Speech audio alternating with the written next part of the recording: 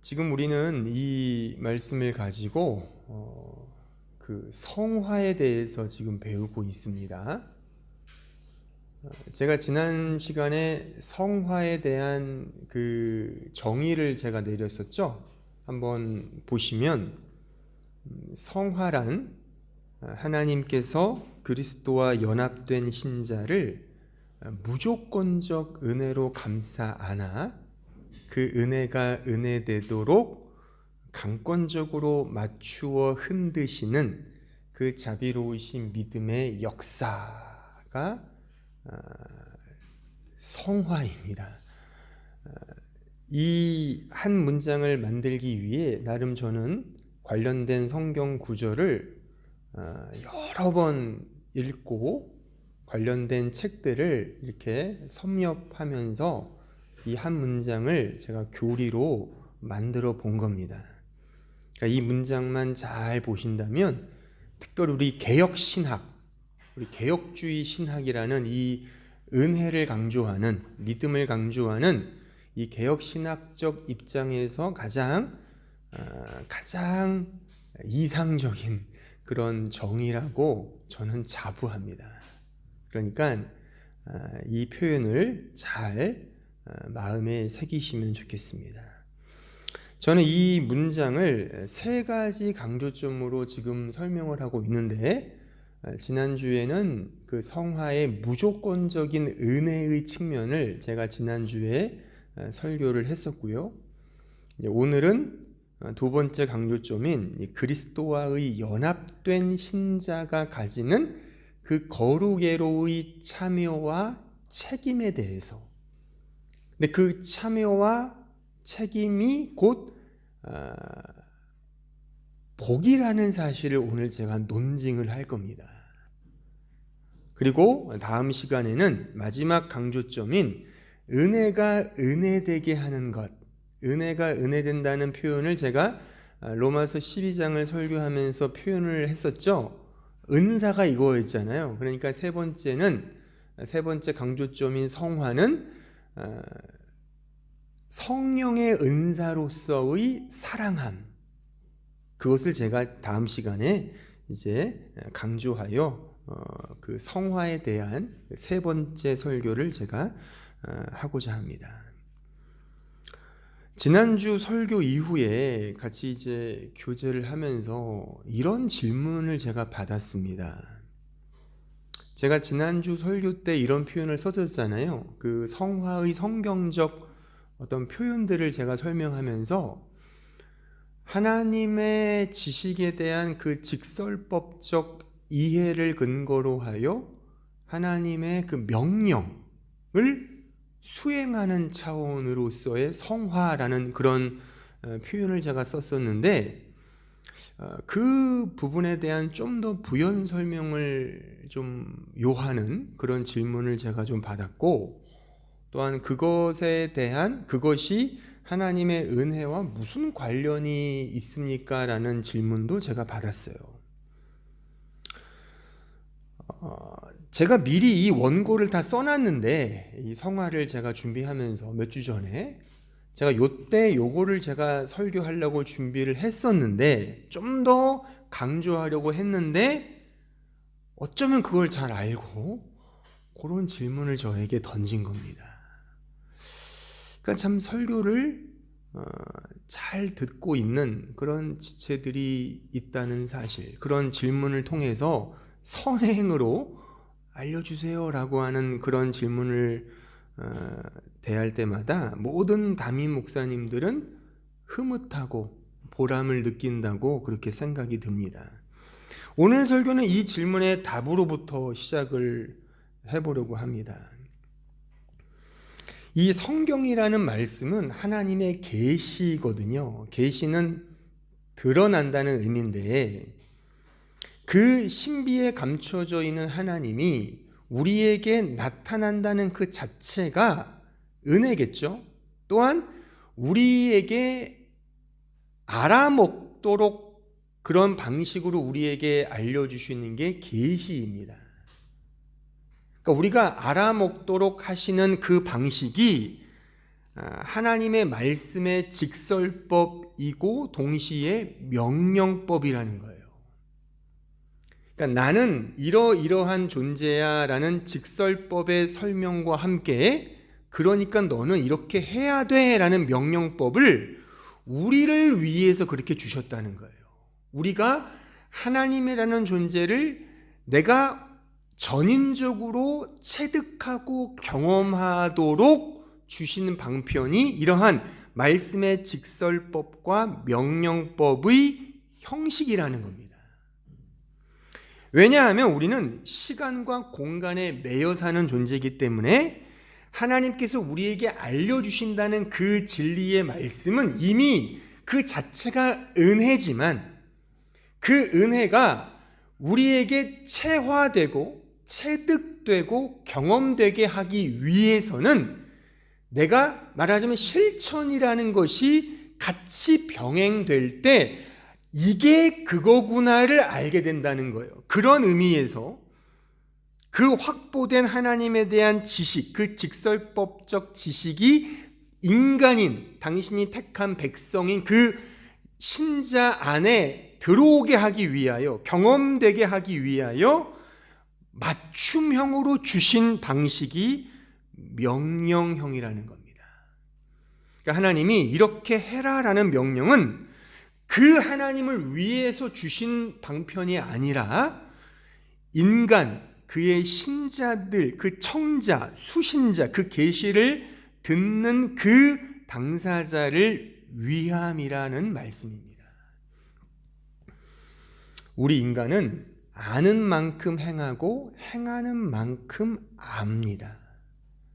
이 표현은 단순히 행함이 중요하다는 것을 강조하기 위함보다도 또한 이론과 실천의 조화가 필요해라는 그런 의미보다도 우리 인간의 본래 존재론적 본성, 우리 존재론적 본성이 이와 같다는 겁니다. 자, 가령 예를 들면 우리가 수학이라는 그런 공부를 할 때 그 수학의 개념을 배우잖아요. 그 다음에 어떻게 하죠? 우리 이과 계열 수학 개념을 배웠어요. 그럼 어떻게 해야 돼요? 규민 형제. 그렇죠. 사전에 얘기한 거 아니에요? 문제를 풀어야 되는 거예요. 문제를 왜 풉니까? 우리는 하도 입시에 젖어들어서 문제를 잘 풀어야 뭐 좋은 대학 간다는 그런 말도 안 되는 인식 속에 수학을 그렇게 이해하는데 그런 게 아닙니다. 원래 개념이 중요하고 그 개념을 만든 수학자들이 왜 문제를 만들었냐면 내가 만들어낸 이 개념이 진짜 활용될 수 있는 걸까? 그 개념이 진짜 맞는지를 이렇게 확인하는 차원에서 문제화시킨 거예요. 그러니까 문제를 푸냐 안 푸냐가 중요한 게 아니라 답을 맞추느냐 못 맞추느냐가 중요한 게 아니라 그 개념이 진짜 개념이 맞구나를 증명하기 위해서 문제를 만든단 말입니다. 마치 이런 것처럼 하나님께서 당신의 지식을 우리에게 주셨어요. 근데 명령으로 주셨다는 것은 그 문제를 풀어라라고 주셨단 말이죠. 근데 그것은 그 명령을 지키냐 지키지 않느냐가 중요한 게 아니라 그 명령을 따라 그렇게 살아가는 자가 내가 맞구나. 내가 하나님을 아는 존재지. 그 사실 자체를 확인하게 하기 위해서 그 명령을 주셨다는 겁니다. 하나님을 아는 지식으로서의 삶인 겁니다. 이런 차원에서 우리 개혁교회, 우리 개신교, 특별히 개혁주의, 우리 개혁교회의 개혁교회가 전통적으로 강조해 왔던 교리가 뭐냐면 삶의 교리라는 표현을 많이 썼었어요. 신학과 교리는 단순히 이론적이거나 사변적이거나 철학적이거나 탁상 공론식의 그런 교리가 아니라, 혹은 그 반대로 단순히 실천해야 되고 실용적으로 써먹어야 돼, 그렇게 살아야 돼, 그런 윤리와 도덕적 차원에서의 실천이 아니라 그 아는 지식의 삶인 겁니다. 그래서 17세기 개혁파 신학자인 그 페트루스 판 마스트리히트라는 아주 저명한 신학자는 이렇게 말했어요. Theologia est doctrina Deo vivendi per Christum. 직역을 하면, 번역을 하면, 교리란, 신학이란 그리스도로 말미암아 하나님을 향해 vivendi, 사는 것이다. 그 정의를 우리 모든 개혁교회는 추구하는 거예요. 삶의 거룩의, 성화의 기본적인 원칙으로 하나님을 향해 사는 것, 그 명령을 지키냐 지키지 않냐가 중요한 것이 아니라 그걸 통해 나는 하나님의 사람이 맞구나, 살아야지로 가는 것이 우리 기독교 성경이 말하는 실천이라 이겁니다. 하나님으로부터 명령을 받았다는 것은 이런 의미에서 그 자체가 복인 거죠. 명령을 받았다는 것 자체가 복인 이유는 나의 소속이 하나님이구나를 안다 말입니다. 제가 종종 쓰는 표현 중에 내 자식이니까 명령을 하죠. 부모가 남의 자식 대관절 어떻게 살든 뭔 상관이에요. 내가 낳은 자식이니까 야 똑바로 해, 야 그렇게 하면 안 돼, 야 공부 좀 해, 잔소리에 막 바가지를 긁지 않습니까? 왜요? 내 자식이니까요. 우리는 대한민국 사람입니다. 대한민국 사람인 만큼 대한민국이 정한 헌법에 따라 살아야 되는 게 맞죠. 국민이 지켜야 될 4대 의무가 있다잖아요. 헌법에 기재된 국방의 의무, 납세의 의무, 교육의 의무, 근로의 의무. 물론 다른 나라 헌법도 비슷하겠지만 만약 이 가운데 있을지 모르겠지만 독일 시민권자가 있다면 대한민국 법과는 상관이 없어요. 왜요? 그는 타국 사람이니까.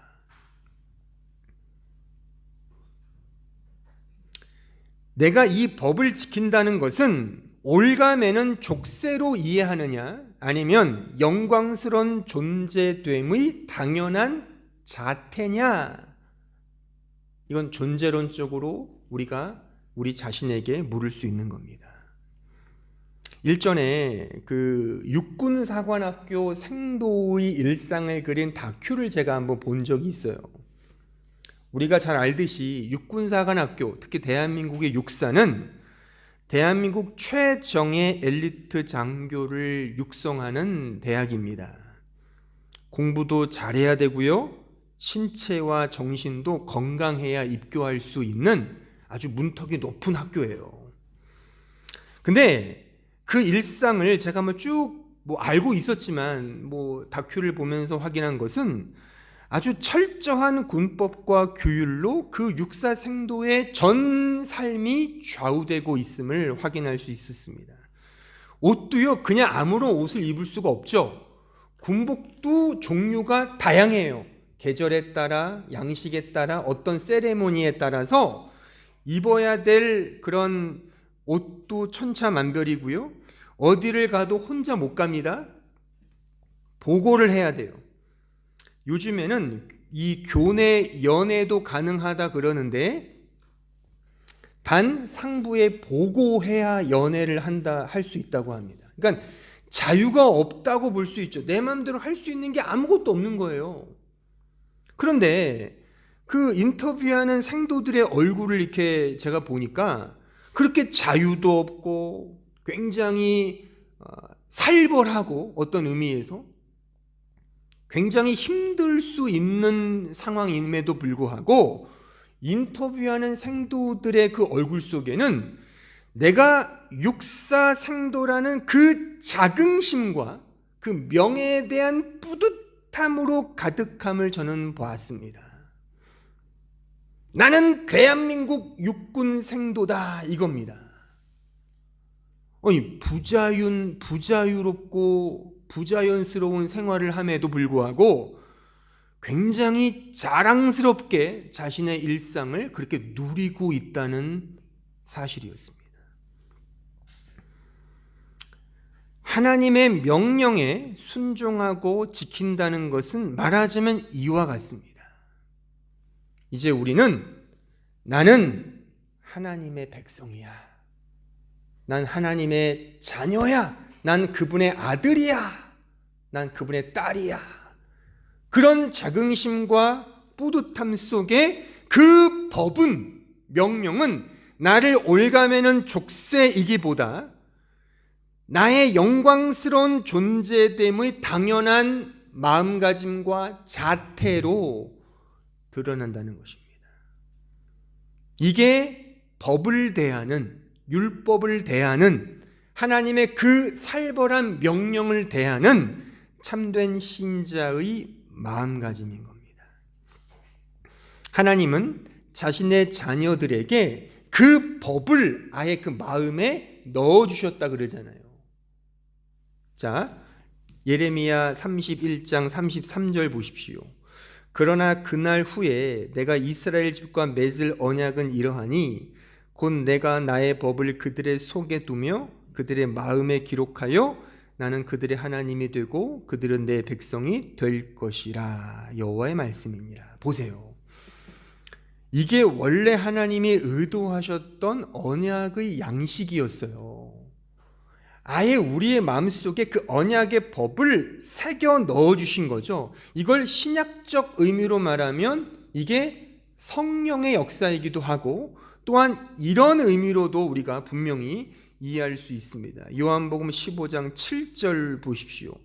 너희가 내 안에 거하고 내 말이 너희 안에 거하면 무엇인지 원하는 대로 구하라. 그리하면 이루리라. 너희가 열매를 많이 맺으면 내 아버지께서 영광을 받으실 것이요 너희는 내 제자가 되리라.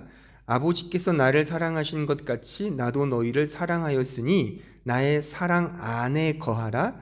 내가 아버지의 계명을 지켜 그의 사랑 안에 거하는 것 같이 너희도 내 계명을 지키면 내 사랑 안에 거하리라. 내가 이것을 너희에게 이름은 내 기쁨이 너희 안에 있어 너희 기쁨을 충만하게 하려 함이라. 내 계명은 곧 내가 너희를 사랑한 것 같이 너희도 서로 사랑하라 하는 이것이니라.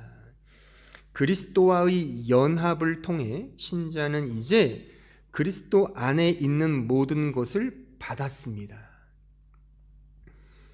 그래서 이제 향후에 그 법과 내용조차도 확보된 거예요. 그 확보된 걸 이제 우리가 하나님의 자녀로서 그리스도 예수 안에 있는 자로서 누리는 차원에서의 계명의 순종이다라고 말할 수가 있는 겁니다. 여기 10절에 보면 너희도 내 계명을 지키면이라는 마치 조건절로 이해될 법한 표현이 있는데, 이건 조건적 문제가 아니라 내가 이미 이 조건에 와 있다라고 하는 사실을 함의하고 있는 그런 말씀의 표현인 겁니다. 따라서 이 조건에 들어섰다는 것 자체가 복인 거죠. 육사 생도들처럼 그 힘든 육사에 입학해서 얼마나 자랑스럽겠습니까? 그리스도와의 연합이 신자에게 주는 어마어마한 축복은 다음 이 한 문장으로 요약하여 표현할 수 있습니다. 그것은 이겁니다. 그리스도에게 있고 그가 이룬 모든 것은 우리 안에, 내 안에 동일하게 있고 내가 이룬 바로 그것이다. 그러니까 그리스도 안에 있는 모든 것은 그 안에, 연합된 신자 안에 다 있는 거예요. 그가 죄에 대해 죽으셨죠? 우리도 죄에 대해 죽은 겁니다. 그가 의에 대하여 부활하셨죠? 우리도 의에 대하여 부활한 겁니다. 그가 확보한 모든 복은 고스란히 우리의 것입니다. 우리의 것이 될 거야. 미래형이 아니라 헬라어 시제로 말하면 부정과거 시제. 이미 끝난 십자가상에서 모든 것이 이루었다. 마치 그것처럼 다 이룬 겁니다. 고린도전서 1장 30절 보십시오. 너희는 하나님으로부터 나서 그리스도 예수 안에 있고, 연합이죠. 예수는 하나님으로부터 나와서 우리에게 보세요. 지혜와 의로움과 거룩함과 구원함이 되셨다 이겁니다. 이미 예수 안에 있는 그 지혜, 의로움, 거룩함, 구원함이 이미 다 우리의 것이라는 겁니다. 여기서 지혜는 하나님을 아는 지식을 의미합니다. 의로움은 칭의를 의미하겠죠. 거룩함은 성화를 말하는 겁니다. 구원함은 최종적 구속의 완성인 영화를 의미하는 거예요. 이 모든 것들이 다 그리스도 예수 안에서 완성되었어요. 동일하게 우리에게도 완성되었다는 사실입니다. 어떤 의미에서 따라서 이것을 잊게 하기 위해서, 이것을 얻기 위하여 싸우는 게 아닙니다. 이미 확보가 된 거예요. 확보된 것을 이제 신자는 누리는 겁니다. 이렇게 잊게 되었음이 성경의 표현상 직설법이라면, 이제 이런 직설법을 시제로 말하면 부정과거, 완료적 직설법이라고 말할 수 있겠죠. 자, 여기 보시면, 그러니까 이런 직설법으로 완료됐기 때문에 이제 우리에게 명령형으로 주어진 겁니다. 자, 빌립보서 1장 6절 보세요. 너희 안에서 착한 일을 시작하신 이가 그리스도 예수의 날까지 이루실 줄을 우리는 확신한다. 말하자면 이게 부정과거 시제, 이미 완료된 직설법적 표현이잖아요. 이미 그가 이루셨다 이거잖아요. 그의 지혜, 의로움, 거룩함, 구원함이 그 예수 안에서 완료가 된 거예요. 하나님이 시작하셨고 우리가 결과맺는 게 아니라, 협업하는 게 아니라 하나님이 시작도 과정도 결과도 그가 완성하신 겁니다. 그래서 그 직설법으로 우리에게 주신 거예요. 부정과거 시제, 예수 안에 연합된 그 신자 안에 이 모든 게 다 포함되었다는 겁니다. 그런데 그런 부정과거 직설법 시제로 가진 신자에게 주시는 주님의 말씀이 뭐냐면 이제 명령형으로 준다는 거예요. 보세요. 지금 너희 안에 시작한 착한 일을 시작하신 하나님, 이런 말이 있잖아요. 그 문맥을 보면 그 다음에 1장 27절 보세요. 빌립보서 1장 27절. 오직 너희는 그리스도의 복음에 합당하게 생활하라. 이게 명령형이에요. 임페라티브, 명령형. 이는 내가 너희에게 가보나 떠나 있으나 너희가 한 마음으로 서서 한 뜻으로 복음의 신앙을 위하여 협력하는 것과, 복음에 합당하게 생활하라를 명령형으로 준단 말이에요. 그러니까 이게 매우 좀 혼돈을 일으킬 수 있죠. 이미 확보가 됐어요. 예수 안에 다 내 거예요. 근데 그렇게 살아라. 그렇게 살아야만, 조건에 부합되어야만 어떤 결과를 얻는 게 아니라 이제 그 결과를 주셨기 때문에 우리는 그 결과를 내가 이제 누리면서, 그러니까 그 자체가 복인 거죠. 그렇게 살아가는 것 자체가, 거룩을 추구하는 것 자체가 복이라 말입니다. 계속 보세요. 이 맥락, 이 문맥의 맥락에서 빌립보서 2장 5절. 너희 안에 이 마음을 품으라. 이것도 임페라티브예요. 명령형. 이 마음을 품으라. 이미 우리 안에 와 있어요, 예수님이. 근데 뭘 마음을 품어요? 넌 이제 하나님의 자녀야. 넌 이미 그리스도와 연합된 신자야. 네 안에 예수가 있단 말이야. 내가 있어. 나를 품고 나를 누려라. 곧 예수의 마음을 품으라 라고 하는 명령으로 우리에게 주어진다는 사실입니다. 따라서 직설법과 명령형의 관계는 그 직설법 상황에 놓이게 된 신자가 누리는 축복을 의미하는 거예요. 그 축복이 명령형으로 우리에게 주어진다는 사실입니다. 그 명령을 받은 신자는 그래서 복된 하나님의 자녀인 겁니다. 그 명령을 지키기 위해 노력하고 있다면 복된 자인 겁니다. 스스로에게 한번 체크를 해보세요. 여러분들이 하나님을 닮기 위해 노력하고 있는 게 있다면 그거를 좀 이렇게도 구분할 수 있겠죠. 내가 이렇게 열심히 살아야 복 받는 거야. 이렇게 인과율의 법칙으로 이 하나님의 법을 지키려고 한다면 그런 사람에게는 죽었다 깨어나도 진정한 기쁨과 자유를 누리지 못할 겁니다. 내가 지켜서 복 받고 잘해서 조건에 부합되는 그런 차원이 아니라 내가 왠지 모르게 하나님의 법을 지키지 않고는 견딜 수 없는 마음이 있다. 그 사람이 진짜입니다. 여러분들이 주일날 교회 오잖아요. 또 일주일에 또 왔네. 이게 주일날 교회가 너무 지겨워. 물론 인간적으로 그럴 수 있어요. 하지만 당연히 가야지.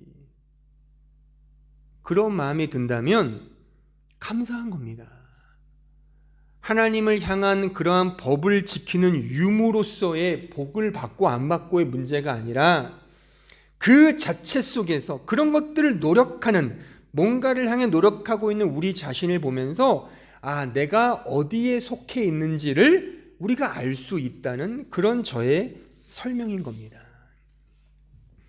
그런데 여기서 좀 심각한 문제가 하나 발생하는 게 뭐냐면, 이러한 하나님의 복으로서의 명령들은, 잘 들으세요 이제, 이런 하나님의 복으로서의 명령들은 다 하나같이 우리의 성화를 위한 도구들이거든요. 그러면 이 성화를 위한다는 건 우리가 오늘 이제 본문 선으로 악을 이기라에서 우리가 이미 확인했듯이 악이라는 게 그냥 저 사탄이 아니라고 그랬죠. 내 안에 있는 죄라 그랬잖아요. 그러니까 내 자신 안에 여전히 내재되어 있는 그 죄, 그 악과 저촉된다는 측면에서 이 하나님의 명령은 나에게 괴롭고 힘들고 실존적으로 아프고 그래서 고난이라는 것으로 느껴지고 경험된다 말입니다. 선으로 악을 이기라. 내 자신이 악이거든요. 보세요. 예수님의 말씀을 한번 제가 인용해 볼게요. 자, 마가복음 7장 20절 보십시오. 또 이르시되 사람에게서 나오는 그것이 사람을 더럽게 하느니라. 속에서 곧 사람의 마음에서 나오는 것은 악한 생각이라. 곧 음란과 도둑질과 살인과 간음과 탐욕과 악독과 속임과 음탕과 질투와 비방과 교만과 우매함이니 이 모든 악한 것이 다 속에서 나와서 사람을 더럽게 한다. 그러니까 악이 저 사탄이 아니라 우리 마음에 있는 그 죄라는 것을 예수께서 말씀하고 있는 겁니다. 그러니까 연합된 신자에게 말씀을 하세요. 명령을 한단 말이에요. 하나님이 이렇게 거룩함을 추구하라. 그러면 그 거룩함을 추구하는 명령이 가장 나에게 힘든 이유는 내 안에 여전히 살아있는 그 죄, 악, 그것을 건드리기 때문에 그래서 힘든 겁니다. 영적 싸움의 흔적은 다름 아닌 고난으로 접수되는 이유가 여기에 있는 거예요. 단순히 내가 하나님을 닮기 위해 거룩해진다가 그냥 좋아서 가는 그런 문제가 아니라 이거는 상당히 내 자신을 꺾어야 하는 싸움이기 때문에 그래서 고난인 겁니다. 그러니까 직설법의 이 위치와 상황이 명령법으로 주어질 때 신자는 분명히 갈등과 번민과 괴로움의 고난에 직면하게 됩니다. 왜냐하면 내가 좋아하는 것을 거부해야 하고 내가 사랑하는 그 자기 자신을 부인해야 하기 때문인 겁니다. 자, 마태복음 10장 34절 보십시오. 내가 세상에 화평을 주러 온 줄로 생각하지 말라. 화평이 아니요 검을 주러 왔노라. 내가 온 것은 사람이 그 아버지와 딸이 어머니와 며느리가 시어머니와 불화하게 하려 함이니 사람의 원수가 자기 집안 식구리라. 아버지나 어머니를 나보다 더 사랑하는 자는 내게 합당하지 아니하고 아들이나 딸을 나보다 더 사랑하는 자도 내게 합당하지 아니하며 또 자기 십자가를 지고 나를 따르지 않는 자도 내게 합당하지 아니하리라. 자기 목숨을 얻는 자는 잃을 것이요 나를 위하여 자기 목숨을 잃는 자는 얻으리라. 이 말씀 앞에 정직히 여러분들 자신을 세워보십시오. 딴 사람 보지 말고 스스로를 세워보세요. 어떠십니까? 솔직히 좋으십니까? 제가 이 말씀을 준비하면서 이 말씀을 수차례 읽고 묵상해 봤는데 너무 부담스럽고 죽을 맛이에요. 알다시피 저는 애가 셋 아닙니까? 셋보다 얘네들을 무조건 개견하자 이런 의미로 보는 건 아니다라고도 하지만 그냥 정직히 말씀을 보자고요. 하나님보다 사랑하는 게 다 죄라는 거잖아요. 심지어 내 자신보다. 그러니까 이런 부분에서 너 자신을 부인하고 거룩을 추구하라. 거룩이 주님을 닮아가는 거잖아요. 제가 다음 시간에 또 자세히 말씀드리겠지만 나보다 타인을 더 사랑하는 거예요, 말하자면. 근데 그렇게 우리는 못하잖아요. 왜 못하느냐? 성화가 힘든 거예요. 그래서요. 나를 부인하고 내가 기존에 사랑했던 것, 내가 좋아했던 것을 거절하고 거부해야 되기 때문에, 근데 하나님은 그 사랑의 증거로 그 길로 우리를 몰아넣으시고 그렇게 흔드신다는 사실입니다. 이게 성화입니다. 고난으로 우리를 몰고 가시는 겁니다. 그래서 내가 기존에 좋아하고 사랑했던 것을 끊어내시는 게 성화의 은혜인 겁니다. 하나님이 우리를 사랑하시기 때문에 이런 일을 행하시는 거예요. 자, 히브리서 12장 6절 보세요. 이 말씀을 읽으실 때 보세요. 이게 부담으로 느껴진다면 그럴 수도 있겠고요. 아니면 이 말씀을 읽으면서 이래서 그렇구나로 이해하면 정답이에요. 읽어볼 테니까 한번 잘 들어보세요. 주께서 그 사랑하시는 자를 징계하시고 그가 받아들이시는 아들마다 채찍질하심이라 하였으니 너희가 참음은 징계를 받기 위함이라. 하나님이 아들과 같이 너희를 대우하시나니 어찌 아버지가 징계하지 않는 아들이 있으리요. 징계는 다 받는 것이거늘 너희에게 없으면 사생자요 친아들이 아니니라. 또 우리 육신의 아버지가 우리를 징계하여도 공경하여 하거든 하물며 모든 영의 아버지께 더욱 복종하며 살려 하지 않겠느냐? 그들은 잠시 자기의 뜻대로 우리를 징계하였거니와 오직 하나님은 우리의 유익을 위하여, 그러니까 우리를 위해서 하신다는 거죠. 우리를 위하여 그의 거룩하심에 참여하게 하시느냐. 거룩하게 하시기 위해 고난을 주신다는 거잖아요. 무릇 징계가 당시에는 즐거워 보이지 아니하고 슬퍼 보이나 후에 그로 말미암아 연단받은 자들은 의와 평강의 열매를 맺느니라. 그러므로 피곤한 손과 연약한 무릎을 일으켜 세우고 너희 발을 위하여 곧은 길을 만들어 저는 다리로 하여금 어그러지지 않고 고침을 받게 하라. 정말 이런 하나님에 대한 이해가 12절처럼 여러분들 일으켜 세우는 말씀으로 작용을 합니까? 여러분들 자신을 놓고 생각을 해보셔야 돼요. 하나님이 정말 사랑하는 자에게는 고난, 여기서 말하는 징계라고 번역된 단어는 헬라어로 파이데이아입니다. 파이디온 들어보셨죠? 파이디온은 아이들을 교육시킬 때 하는 훈계, 훈련, 양육, 보육 이란 뜻으로 번역되는 단어입니다. 한글 개역 성경은 굉장히 과격하고 무섭게 번역을 했죠. 징계. 근데 이건 저는 잘 번역했다고 봐요. 우리의 죄성을 드러내게 하기 위한 하나님의 채찍질인 거죠. 그러니까 훨씬 적극적인 의미의 고난이죠. 이게 성화의 은혜라는 거예요. 하나님은 우리의 거룩을 위해 우리에게 고난을 주신다는 거예요. 우리 안에 있는 그 선으로 악을 이기게 하기 위하여 고난을 주셔서 그 과정을 통하여 정말 힘들고 괴롭고 욕 나오는 그런 과정으로 우리를 몰아넣으셔서 거룩을 이루신다는 겁니다. 하나님이 그렇게 우리를 만들어 가신다는 거예요. 그러니까 여러분들이 지금 고난을 겪고 있다면, 지금 어려움에 봉착되어 있다면, 갈등과 말할 수 없는 힘듦 속에 있다면 그게 하나님의 사랑을 받고 있는 증거라고 말할 수 있고, 또한 나를 거룩하게 만들고 계시구나의 너무나 분명한 증표인 겁니다. 이게 말씀에 나와 있잖아요.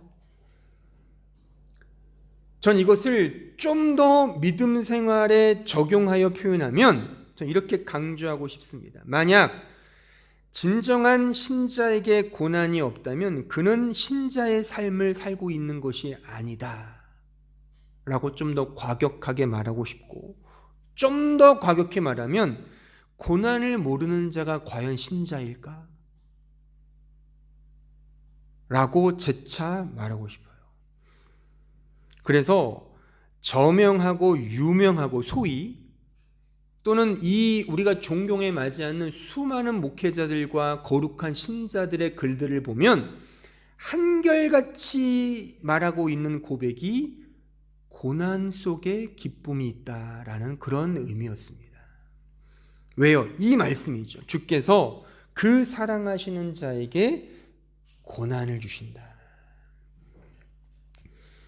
일이 잘 풀리지 않는 게 그래서 복됨일 수 있음을 세상의 관점이 아니라 하늘의 관점으로 좀 보시면 어떨까? 저는 그렇게 적용을 해드리고 싶습니다.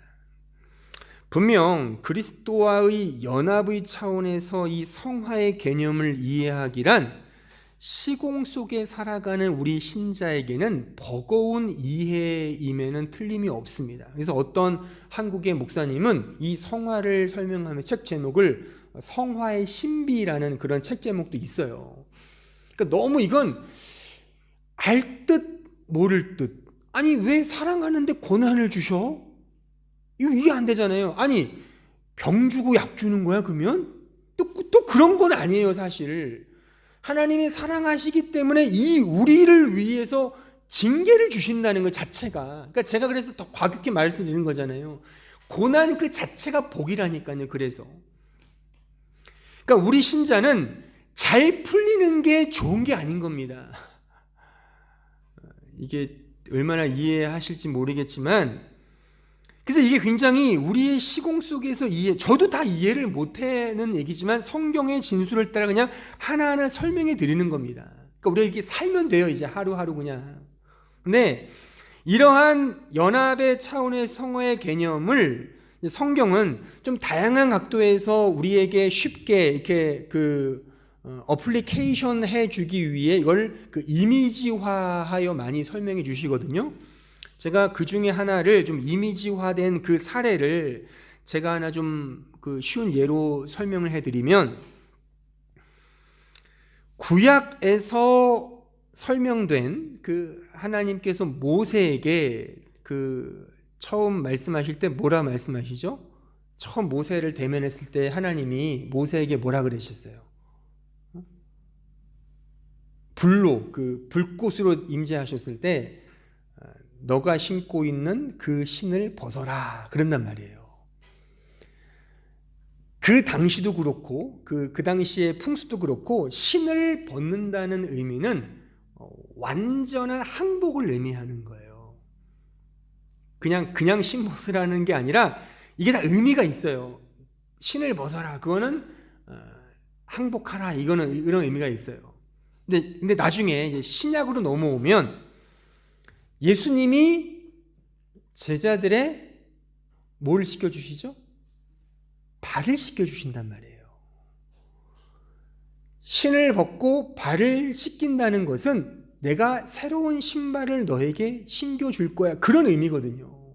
그러니까 구약과 신약의 이런 이미지들을 종합해 보면 어디든지 신을 벗는 거예요. 우리 신자들은 주님 앞에 섰을 때 구약의 의미에서. 그러면 나를 버리고 나를 부인하고 나는 당신 앞에 완전히 부복합니다의 선언이거든요. 동시에 이제 하나님이 우리의 발을 씻겨주시는 거예요. 그러니까 내가 이제 너에게 새로운 신을 신겨줄게, 이거거든요. 이게 우리의 이해로 차서와 순서로 맞죠? 신을 벗고 새 신을 신는 거예요. 요게 우리의 이미지로 맞아요. 시공 속에 살아가는 우리의 이해로는 이렇게 흘러가는구나, 맞아요. 근데 이거를 좀 더 큰 원리로 말하면 그리스도와의 연합이란 말입니다. 그 안에 우리의 모든 게 이미 확보됐어요. 내 거예요, 이미. 이제 그리스도의 그 은혜가 다 내 거 맞아요. 그래서 우리는 이제 완벽하게 구원을 이미 받은 거예요. 흔들릴 필요가 없어요. 의심할 필요가 없어요. 우리 이미 천국 백성 맞아요. 부정과거 시제. 근데 우리의 이 시공 속에서는 하나하나의 차소와 질서와 이런 시간적 흐름이 있잖아요. 그걸 위해서 제가 말씀을 드린다면 우리의 신을 벗는 거죠. 혹은 한 번 벗는 게 아니라 죽을 때까지 벗는 거예요. 계속 벗는 연습을 하는 겁니다. 동시에 그 신을 신는 거죠. 내 발을 씻겨주시는 그분의 그 손길을 따라 당신의 신을 신겨주세요. 그러면서 계속 벗고 신고를 반복하는 이 과정이 말하자면 우리 편에서의 성화인 겁니다. 그러니까 제가 이 12장을 설교하면서 왜 사이클링, 그렇죠? 은혜로 시작하여 죽고 본질로 향해 가지만 다시 죄인됨을 고발당하여 다시 은혜로 가는 이런 사이클링을 제가 설명한 이유는 이게 복음 전체의 핵심이기 때문이 아니라, 이 전체를 커버하는 것이기 때문이 아니라 이미 우리는 완벽하게 됐어요. 이미 그리스도 예수 안에서. 하지만 우리의 시공 속에서 이것이 어떻게 내 것으로 체화되고 체득되고 경험되느냐에 따라서 다르단 말입니다. 따라서 저는 여러분께 이렇게 말씀드리고 싶어요. 신을 벗으셔야 돼요. 이게 성화입니다. 여러분들이 좋아하는 것들을 버리셔야 돼요. 그걸 안 버리고서 주님을 닮아가겠다? 언어 도단입니다. 언어 도단. 제가 지난 시간에 말씀드렸죠. 성화라는 개념은 다른 종교에 다 있어요. 다른 종교는, 다른 철학은 내가 가지는 그 모습, 그 상태에서 내가 하나하나 올라가는 거예요. 이렇게 성장하는 걸 말하는 거예요. 그래서 점점점 고급지게 올라가는 건데 성경이 말하는 성화는 그게 아닙니다. 내 자신을 완전히 버리는 거거든요. 자기를 부인하는 거예요. 새 술은 새 부대에 담는다. 이게 그런 의미거든요.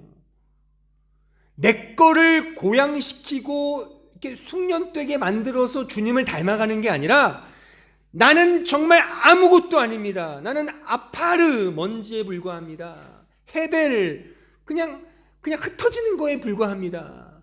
그거를 알고 신을 벗는 거예요. 그러니까 여러분들이 구체적으로 신을 벗는 연습을 하셔야 되는 거예요. 계속 신고 있는 그 신발을 벗으셔야 됩니다. 벗지 않으면 새 신을 신을 수가 없습니다.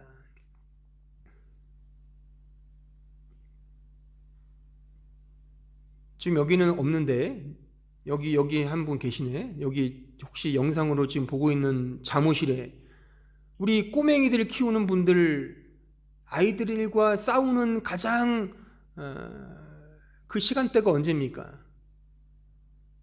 저 같은 경우는요, 제가 주로 맡는 역할이 있어요. 하나는 그 브링앤 할 때, 애를 유치원에 데리고 갈 때 제가 꼭 데리고 가요. 그리고 씻기는 건 제가 씻깁니다. 그러면 씻길 때 애는 안 벗으려고 그래요. 놀고 싶은 거죠. 들어가서 옷 벗고 준비하고 있어. 대기해. 내가 씻기러 갈 테니까. 안 벗고 있어요. 계속 뻗팅기는 거죠. 왜 안 벗고 싶을까요? 저는 그걸 보면서 이게 인간의 본성이구나. 전 그런 생각이 들었어요. 우리도 안 벗으려고 그러잖아요.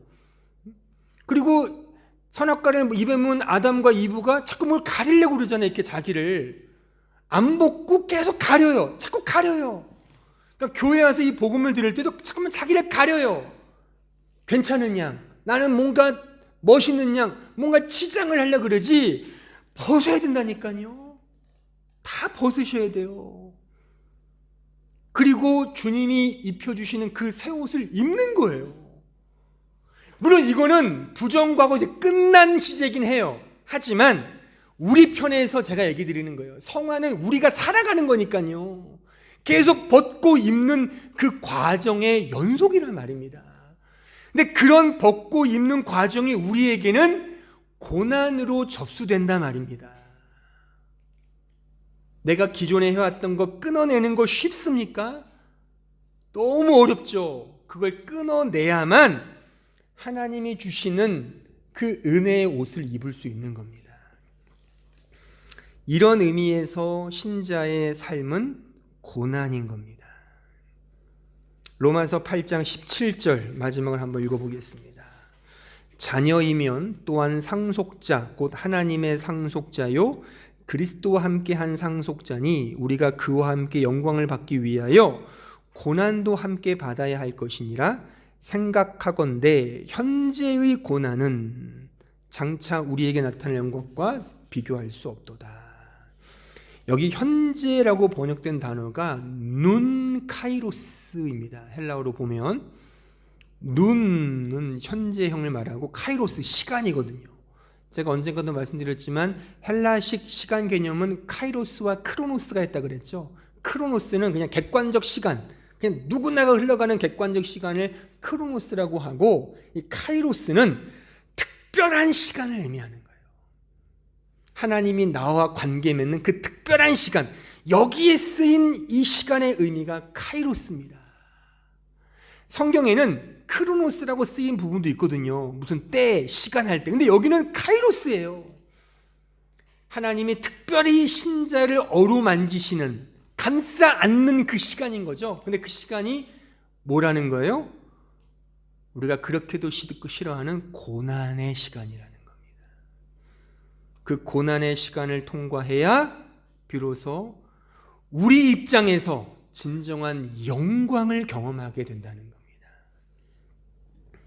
사랑하는 여러분, 신자의 거룩과 성화는 예수 그리스도와 연합된 결과 이제 분명히 우리의 것이 되었습니다.